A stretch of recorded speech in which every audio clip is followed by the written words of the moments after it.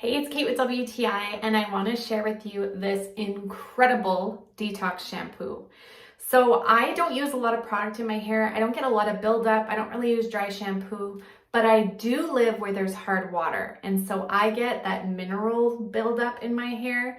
Every once in a while, it's almost like it doesn't get dry. It looks greasy under here and it won't go away.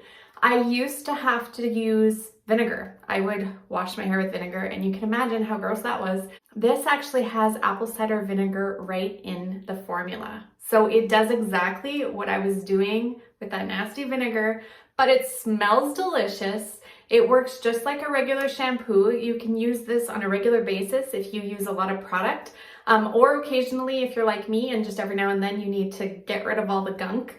But it's a really nice thick consistency. The lather is fantastic, and it seriously gives your hair that refresh it needs. It comes out super clean. All of that nasty buildup is gone. It doesn't look greasy anymore, and it just gives you that fresh feel once again. So I've used this. You can see I don't have a lot going. I've used this about a month, so maybe 4 times.